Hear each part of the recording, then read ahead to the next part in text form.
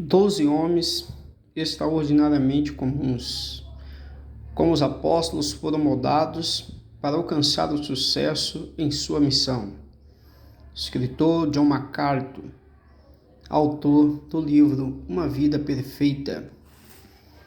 Esse foi o primeiro livro que eu li, Aparentemente uma biografia, de fato dos 12 apóstolos, Livro bastante interessante para quem quer se aprofundar de forma clara e objetiva a respeito da vida dos 12 apóstolos, Escrito por John MacArthur, Vamos ver o que ele escreveu aqui. 12 homens diferentes, um compromisso em comum.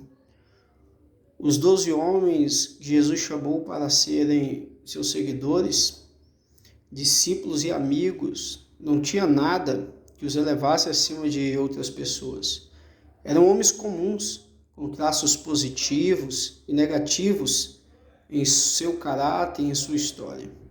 Como cada um de nós, um era pessimista, o outro rebelde. Havia entre eles pescadores rudes, um cobrador de impostos, um nacionalista militante, um sujeito que desconfiava de tudo.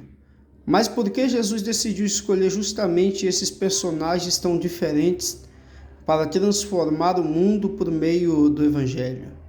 Em 12 homens extraordinariamente comuns, o prestigiado teólogo John MacArthur analisa o caráter, o comprometimento e as realizações dos 12 apóstolos a partir dos registros a respeito deles nas Escrituras. Cada capítulo apresenta preciosidades sobre esses homens e confirma a verdade de que Deus pode se valer das pessoas mais simples, vindas dos lugares mais insignificantes, e usá-las para realizar coisas formidáveis. Na orelha do livro está aqui uma apresentação sobre o autor, John MacArthur escreveu mais de 150 livros e é considerado um dos mais influentes líderes cristãos da atualidade, frequentemente convidado para entrevistas na grande mídia norte-americana, pastor na Grace Community Church em Sioux Valley, Califórnia, nos Estados Unidos, Tá aí, esse é o escritor do livro, Um grande produtor de literatura, escreve muito, Esse livro, ele é maravilhoso, Pois às vezes achamos que os apóstolos são diferentes, de nós, pelo contrário, Como já apresenta já no título do livro, são 12 homens extraordinariamente comuns, Nós vamos ver nas igrejas católicas, por exemplo, esses homens sendo colocados, representado pelas estátuas em pedestais, como se eles estivessem acima da média, acima de qualquer ser humano, mas com uma boa leitura crítica, dos evangelhos, nós vamos perceber que esses homens não têm nada de diferente de mim, de você, mas foram homens que precisaram, de ser moldados, trabalhados, precisaram de oportunidades, Homens com grandes confissões de fé, Por exemplo, o apóstolo Pedro foi capaz de fazer a mais ortodoxa confissão de fé quando ele reconhece,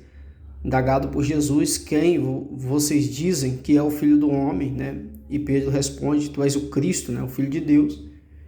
Mas logo após, versículos à frente, ele está desmotivando Jesus a desistir, da procissão até a cruz, E Jesus diz, afasta-te de mim, Satanás, Então, esse os apóstolos, homens como eu e você, dotados de boas qualidades e más qualidades. Está aqui, né, o sumário, né?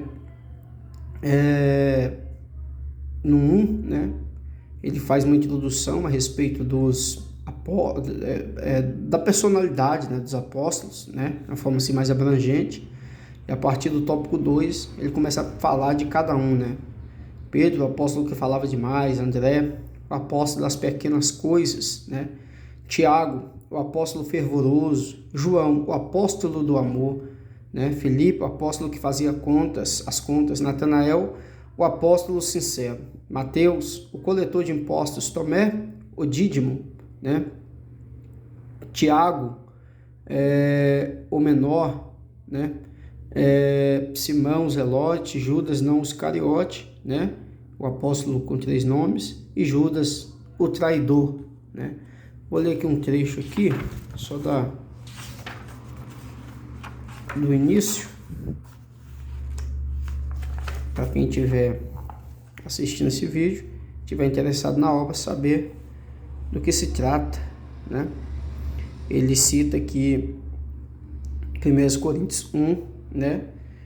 26 e 29, para nos introduzir no assunto. Ele começa a dizer: desde o momento em que Jesus começou seu ministério público, né, em sua cidade natal, Nazaré, ele foi motivo de enorme controvérsia. O povo de sua própria comunidade literalmente tentou matá-lo logo após sua primeira mensagem pública na sinagoga local. Todos na sinagoga, ouvindo essas coisas, se encheram de ira e, levantando, expulsaram-no da cidade e o levaram até o cimo do monte sobre qual estava edificada, para de lá o precipitarem abaixo. Jesus, porém, passando por entre eles, retirou-se, né? A referência, Lucas 4, 28 a 30. Por ironia, Jesus tornou-se extremamente popular entre as pessoas da região mais ampla da Galileia, à medida que a notícia de seus milagres começou a circular por todo o distrito. Multidões saíam para vê-lo e ouvi-lo falar. Lucas 5:1 relata, ao apertá-lo a multidão para ouvir a palavra de Deus, certo dia o povo era tão numeroso, agressivo, que Jesus entrou num barco. Distanciou-se da margem o suficiente para livrar-se da pressão de toda aquela gente e dali ensinou a multidão.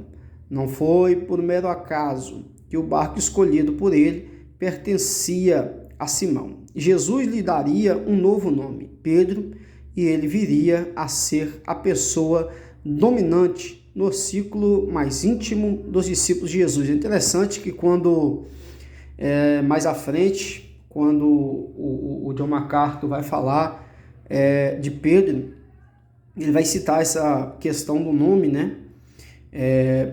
Quando Jesus utilizava Simão para referir a Pedro, e quando ele usava Pedro, né, para referir a Pedro, ele vai citar o porquê disso, né? E é interessante que, pela análise de MacArthur, né, toda vez que Jesus chamava Pedro, né, de Pedro, né, ele está usando de uma forma assim pejorativa, né,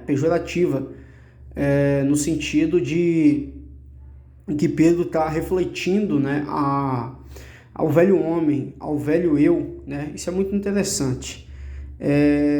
Alguns podem imaginar que se Cristo desejava que sua mensagem tivesse o máximo de impacto, poderia ter se aproveitado melhor, né, de sua popularidade. De acordo com a sabedoria convencional moderna, Jesus deveria ter feito o possível para explorar sua fama, acalmar as controvérsias geradas por seus ensinamentos e empregar toda e qualquer estratégia necessária para maximizar a multidão ao seu redor. No entanto, não foi o que ele fez. Na verdade, foi exatamente o contrário. Em vez de tomar o caminho do populismo e explorar sua fama, ele começou a enfatizar justamente aquelas coisas que tornavam sua mensagem controversa, mais ou menos na mesma época em que o número de seus seguidores atingiu, né, o ápice.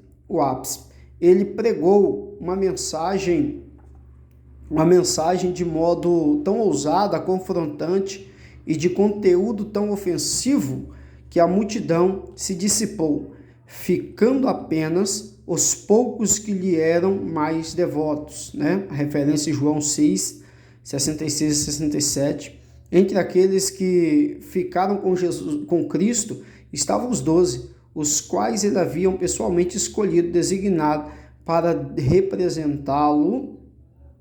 Eram 12 homens perfeitamente comuns, sem nada de extraordinário. Porém, a estratégia de Cristo para fazer o seu reino avançar girava em torno desses homens e não das agitadas multidões. Ele escolheu trabalhar através desses poucos indivíduos falíveis, em vez de promover seus interesses por intermédio da força das massas, do poderio militar, da popularidade pessoal ou de uma campanha de relação pública.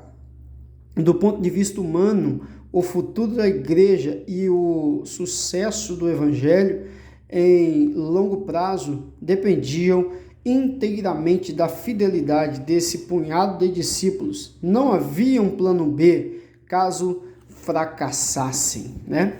E a partir daí o MacArthur começa a desenvolver o seu raciocínio. Tá aí uma indicação, uma obra maravilhosa, a primeira obra, o primeiro livro, né, que eu li, teologia, que me ajudou muito, né, principalmente na compreensão